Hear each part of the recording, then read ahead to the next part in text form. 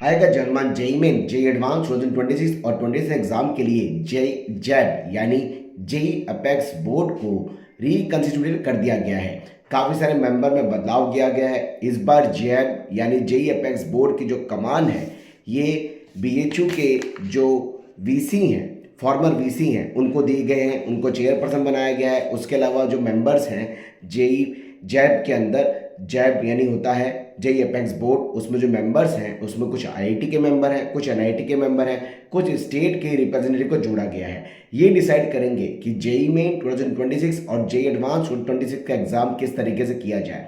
NTA को जो JEE main conduction में सपोर्ट देती है, इस साल भी उसकी जिम्मेदारी रहेगी कि वो लॉजिस्टिक एडमिनिस्ट्रेटिव सपोर्ट देगी, यानी टेक्निकल सपोर्ट भी पूरा देगी। पर जैब ये डिसाइड करेगा कि जेई मेन और जेई एडवांस का एग्जाम किस तरीके से होगा। खास बात यह है कि जेई एडवांस को लेकर के बहुत सारे बच्चे पूछ रहे हैं क्या थर्ड अटेम्प्ट जेई एडवांस का इस साल दिया जाएगा।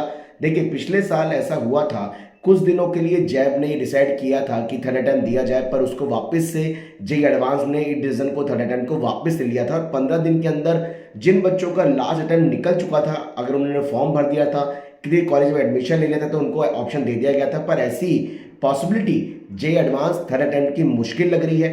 75% की एलिजिबिलिटी को लेकर के भी बात आ रही है, कई बच्चे पूछ रहे हैं 75% की एलिजिबिलिटी ऐसी की ऐसी रहने वाली है जेई मेन जेई एडवांस के थ्रू मिलने वाले आईआईटी, एनआईटी, ट्रिपल आईटी और जीएफटी के एडमिशन के लिए। पर 75% की एलिजिबिलिटी जेई मेन और जेई एडवांस का एग्जाम देने के लिए नहीं होती है, आईआईटी, एनआईटी, ट्रिपल आईटी में एडमिशन के लिए होती है।